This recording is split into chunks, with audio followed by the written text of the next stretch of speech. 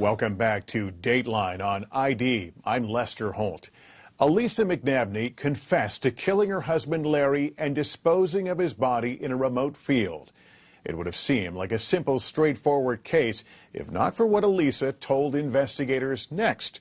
Here again is Keith Morrison. There is a purity to confession, a real cleansing of the soul. And now, after months on the lam, Elisa McNabney, a.k.a. Lauren Renee Sims, etc., was finally in custody and offloading the secrets of a lifetime. Didn't hold back. Yes, she killed Larry, her husband of nearly 7 years, she said. But it wasn't her idea. I said, I don't know what you're going to do. She said, you have to kill him. And I said, I can't kill him. She said? Who was this other woman who pushed Elisa to commit murder? Turned out detectives had already talked with her.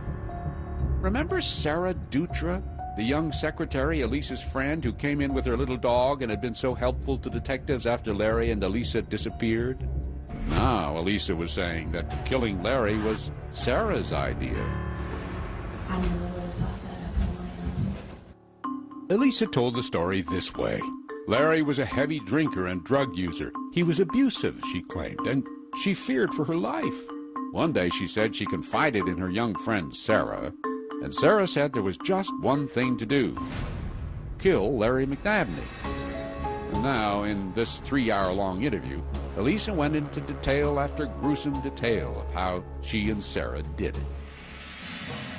Elisa and Larry were at a horse show in Los Angeles, she said, and Sarah flew down to meet them, or rather to meet Elisa, since Larry didn't like Sarah, said Elisa. And what did you guys decide to do with him? We said, if we kill him, nobody's going to miss him. Were you going to do it like that day, or were you going to do it some other time in the future, or when were you guys planning on doing it? Right then. Right then and there? Yeah. That was September 9th, 2001. According to Elisa, Larry had already passed out after imbibing a little horse tranquilizer on his own for fun. So Sarah decided, according to Elisa, to just give him more. And no one would ever find out. Oh my God. It seemed like a good idea at the time, you guys. Oh my God. It's so horrible to think of taking somebody's life. Well, Larry slept, said Elisa. She and Sarah squirted drops of horse tranquilizer into his mouth. But Larry didn't die. Instead, the next day on September 10th, Larry got up, showed his horse, and then went right back to bed. Next morning, he's like lying there, and I thought he was dead. And so I wake Sarah up and I say, I think he's dead, and she pushes him and she said, no, he's not dead. But he was so heavily drugged, he couldn't walk. So we went down the street and rented a wheelchair. And I got him dressed and put him in the wheelchair. And we rolled him out to my truck, our truck, and put him in the backseat of the truck. And we drove. This, by the way, was September 11th, 2001. Everyone else in the known world preoccupied elsewhere.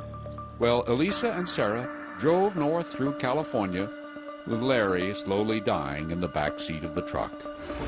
We stopped in Yosemite, somewhere in Yosemite, and Sarah got out and started digging a hole and he was alive, okay? And I freaked She was going out. to throw him in the hole alive. Yeah, and I was freaking out. I said, we can't put him in there, he's alive. We can't do that. So, she said, they drove on. They thought Larry would die in the car, but he didn't. So when they finally made it back to Larry and Elisa's home near Sacramento, Larry was slipping in and out of consciousness, still alive. And then like 6 o'clock in the morning rolls around, the sun starts coming up, and Sarah sleeps late, you know, and so I immediately go up there, and he was dead. That was the morning of September 12th. And Sarah said, well, we can't leave him lying here, so we take the sheet that he was lying on, and we wrapped it around him, Then we took duct tape and wrapped it around him, and he was like in a crouched position.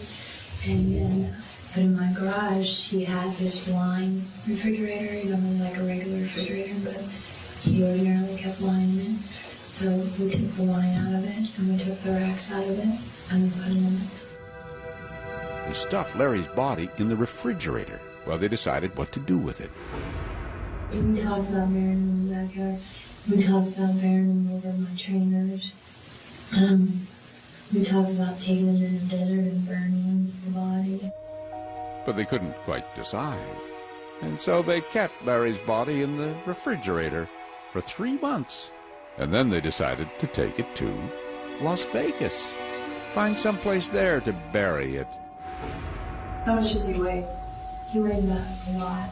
I'm having a hard time seeing you two picking up this We big guy. laid the trailer tire down in front of the refrigerator, open the refrigerator door, lay the trailer tire down, slide him out, put him on the trailer tire, and then back the jag up really close to the trailer tire, and then it was only like that much difference, so then we just pushed, you know, like off the tire into the trunk. exactly, and he was like shaped like this, you know, so then we put him in the trunk, and he was like this, and we closed the trunk, and we went to Las Vegas. En route to Las Vegas, with their 2 dogs in the back seat, Larry in the trunk, along with 2 shovels. Once there, Sarah hung out at a hotel with the dogs. Elisa went out looking for a burial place for Larry. But when she started digging, she said, the ground was too hard.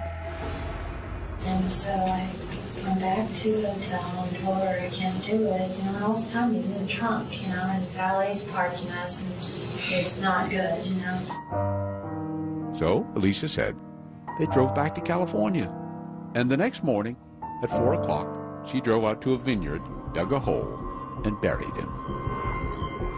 How deep a hole did you dig? Not deep enough, obviously. That was Elisa's story. And just a few hours after she finished telling it, California detectives hauled in Sarah Dutra, the alleged driver of the whole plot. And her story? Well, it was a little different.